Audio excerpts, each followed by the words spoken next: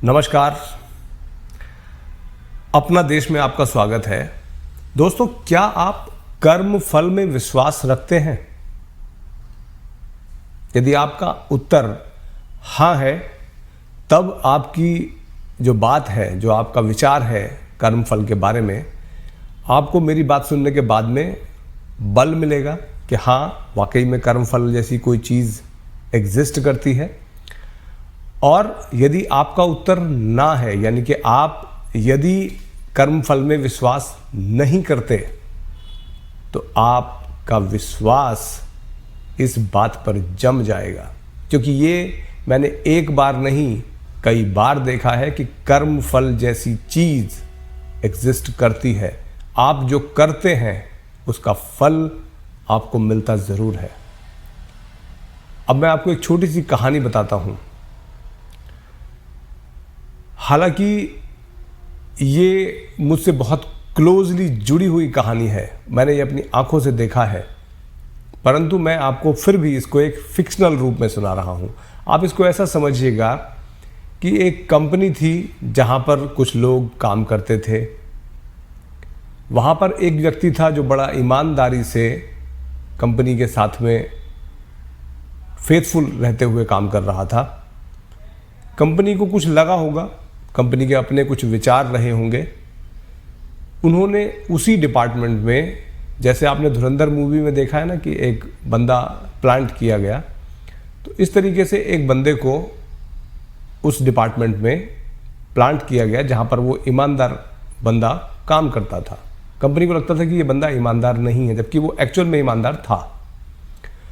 तो होता क्या है कि वो जो प्लांटेड बंदा था, उसने उस ईमानदार बंदे को पॉलिटिक्स करते हुए तंग करना स्टार्ट किया। और उसकी पता नहीं कौन कौन सी चीज़ें, मतलब जो वो नॉर्मल काम भी कर रहा था, वो भी अंदर मैनेजमेंट को जा के इस तरीके से बताई सुनाई कि मैनेजमेंट को लगने लगा कि हाँ यार, ये तो वाकई में ही बंदा ठीक नहीं है, जो ईमानदार बंदा था।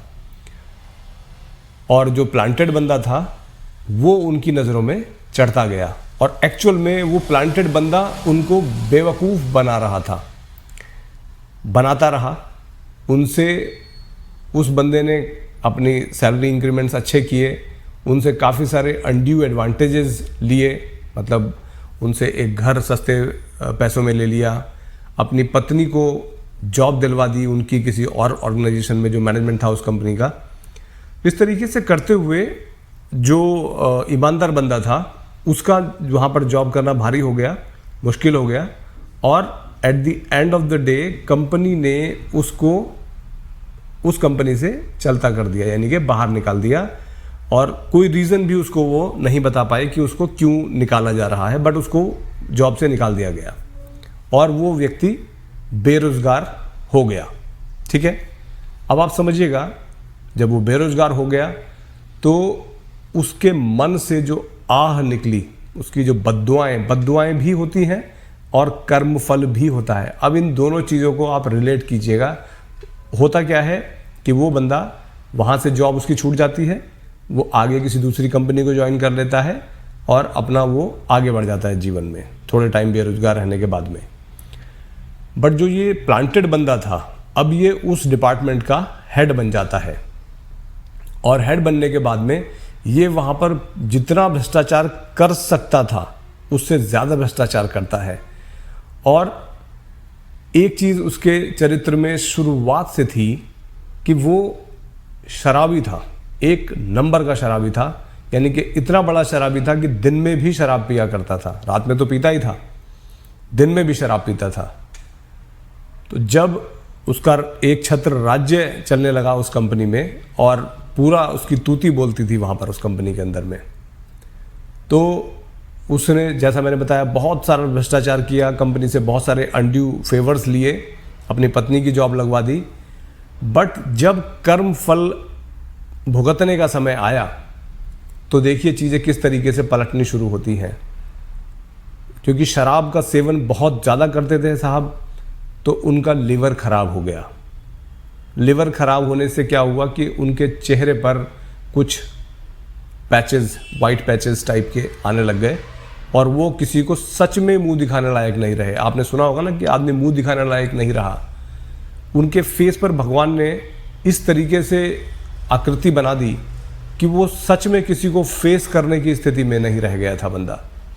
लेकिन ये सिर्फ शुरुआत थी, ये सिर्फ एक शुरुआत थी। उसकी पत्नी भी शराब का सेवन करने लगी। दोनों मियाँ बीवी साथ बैठ के शराब पीते थे। पति इतना सब कुछ होने के बाद, मुंह अपना दिखाने लायक ना रहने के बाद भी शराब का सेवन उन्होंने नहीं छोड़ा। महाराज ने वो दिन में जब भी देखो, जब भी उन्हें मौका मिलता था, वो दफ्तर में भी अपने शराब पीकर बैठा करते थे। अब उसके बाद में क्या होता है कि उनका लिवर बिल्कुल काम करना बंद कर देता है। उनको नौकरी पर जाने की भी स्थिति नहीं रहती। वो अपने घर से निकलने की स्थिति में ही नहीं रहता। बंदा बिस्तर से ही नहीं उठ पा रहा है। और धीरे धीरे समय ऐसा आ गया कि जो घर उन्होंने कंपनी से फेवर के रूप में लिया था, वो उनको बेचना पड़ा।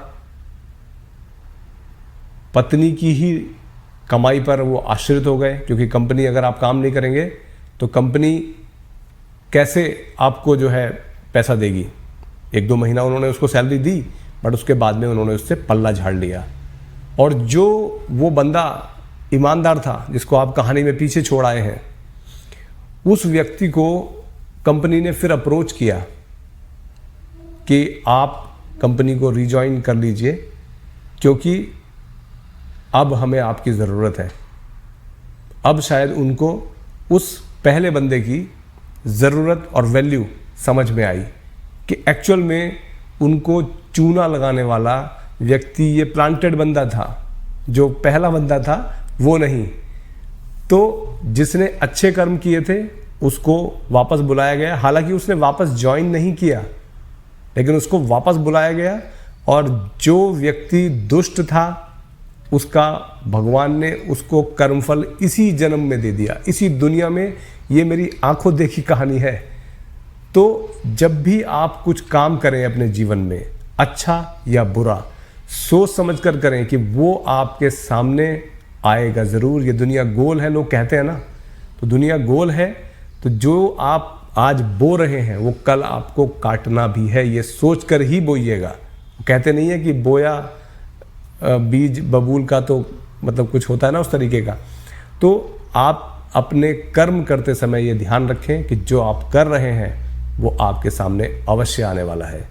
उम्मीद करता हूँ कि ये कहानी आपको अच्छी लगी होगी। ये सच्ची घटना पर आधारित है। Thank you very much for your time. नमस्ते।